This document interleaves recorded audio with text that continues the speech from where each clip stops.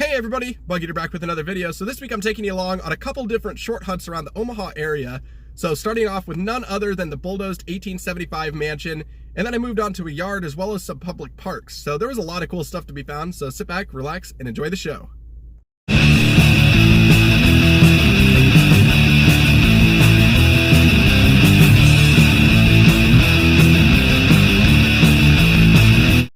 Well, this was an interesting tone, mid-90s on the Amphibio, and look at that just popped up to me. That, I can tell you for a fact, that is going to be silver without a doubt. And I don't see a back mark. It looks a little bit modern to me, but I'm going to clean this up and I'll loop you back in. So here's the ring all cleaned up, super fancy on the outside. On the inside, marked 925, so sterling silver. So that is another piece of sterling jewelry out of this spot. So I will certainly take that. So in the pouch that'll go. Let's see if we get something else. Well, this was a loud coin type signal. Not sure what that is, but it looks like it might be an escutcheon or something like that. And that's exactly what that's going to be. Oh, wow. That is extremely fancy. Probably an East Lake door escutcheon, but I will certainly take that. So in the pouch that'll go. Let's see if we get something else. It is time for another surface find. That there's going to be my second marble from this spot. This one, though, I believe, oh, it is not a Cleary. That is actually going to be a Vitro Phantom Conqueror, and I have not seen a green one before, so that is a super cool find, 40s, 50s era or so, but I will take it. So in the pouch that'll go. Let's see if we get something else. Well, I just flipped up a junkie tone here. That is little and round, and it looks like it's probably going to be a button. We'll give this a pants rub and see if we can reveal any detail on that. Looks like maybe a crown design or something like that. Huh. That is very interesting, though. Here's the back. Looks like maybe a snap of some sort, but it's a cool find. I'll take it. Let's see if we get something else. So I just started on a new permission today. Very first target of the yard. Looks like we've got us a wheat penny, and a very green one at that, so could be an older date. I believe I see 40 something. So this one's definitely been here for a while. 1941 with a Denver mint mark, but a great find to start the day. Let's see if we get something else. So very shallow coin here, and I believe that is going to be an Indian head penny. There's the 1 cent on the back, and it's going to be a nice looking green one too. Maybe we'll have an older date on this one. Not much that I could see, but I'm going to clean this up and I'll loop you back in. Well, here it is all cleaned up. 1897 is going to be the date on that one. There's the 1 cent on the back. Beautiful coin too. Fantastic detail, great patina, even got full Liberty on it. So I will certainly take that. Let's see if we get something else. Well, we have got us another wheat penny here. This one pretty crusty, and the date 1946D. So second one for the yard. Great find though. Let's see if we get something else. Well, next good find here. This appears to be a very old looking buckle. It's made of iron. It's got a looks like maybe horse tack of some sort, but very cool find. So in the pouch that'll go. Let's see if we get something else. Well, this is a super interesting find, barely below the surface. I just pulled up this 50 caliber round, and I know these were used during World War II, so I don't doubt that's exactly when this came from. Probably brought home by a soldier, but a very cool find. Let's see if we get something else. Well, I've moved on to the backyard.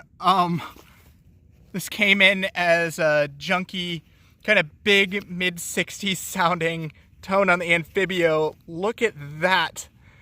That is my first ever complete crotal bell. This is absolutely incredible. It's one of the old tomback ones. This is without a doubt going to be about 100 years old, if not more. That is incredible. I'm going to clean this one up and I will loop you back in. Well, here it is all cleaned up. My first ever intact crotal bell made of tomback, which is like a cheap brass. And I don't know how well you're going to hear that, but she dingles. So I am super thrilled with this find. Very, great way to start the backyard off, but let's see if we get something else. Well, we have got us another old find here. That is going to be another wheat penny, third one for this yard. And this one looks a little bit worn, so it could have an older date on it. Very green on this side. And the date, crusty, and I believe I see 1940 something. So not as old as I was hoping for. Another 1941, so cool find. Let's see if we get something else. Well, right next to that 41 wheat penny, we actually got us a nickel. This one is a 1952, just a Jefferson, but an older find. So we'll see if we have a mint mark on here. I know some of these 50s can be a little bit lower on mintage for the Jefferson Nickel series, Not much that I can see, but I will still take it either way. Let's see if we get something else. So I just flipped out what appears to be another buckle of some sort. This one is made of brass, and it's got these like teeth thing on the back. Not 100% sure what this went to. It looks like it has a horse tack type look to it, but it's definitely got some age to it, so I'll take it. Let's see if we get something else. Well, I think it is about that time again. More old stuff. This one, it's flat and round, probably a button with that iron shank on the back, and it is a vintage Lee button. I find so many of these things, but these ones date from the 40s into the 50s, so cool find either way. Let's see if we get something else. Well, this penny was a little bit deeper down in that pocket of that hole there. I do believe it is going to be a wheat penny, though. I think I see 1 cent poking through, and yes, I do. That is going to be, I think, my 4th wheat penny for this yard. Let's see what we got for a date on this one. 1944D, so all newer ones so far, but still a cool find. Let's see if we get something else. So I have moved on to an old park, and down here, pretty deep in that little pocket there, just flipped up a very green looking penny. It looks like it's going to be a wheat penny. So definitely got an older looking patina to it, so maybe I'll have an old date to go along with it. Looks a little bit crusty. Maybe we'll get something through. Not much that I can see. I think maybe 20s or 30s. I'll clean this up a little bit better, and I'll loop you back in. So here's the wheat penny all cleaned up. 1935 with a Denver mint mark. There's the back of the coin. Must have hit it with the shovel pretty good, but very cool find. Let's see if we get something else. So this was way down deep, and that's probably pushing pinpointer deep. We've got us a makeup compact, and it has an older look to it. It's got something on the face of it, and on the back, looks pretty blank. Maybe a logo. I'm gonna clean this up a little bit, and I'll loop you back in. So here's the compact all cleaned up. It is a Luxor brand, and from the looks of it, it appears to be from the 20s or so.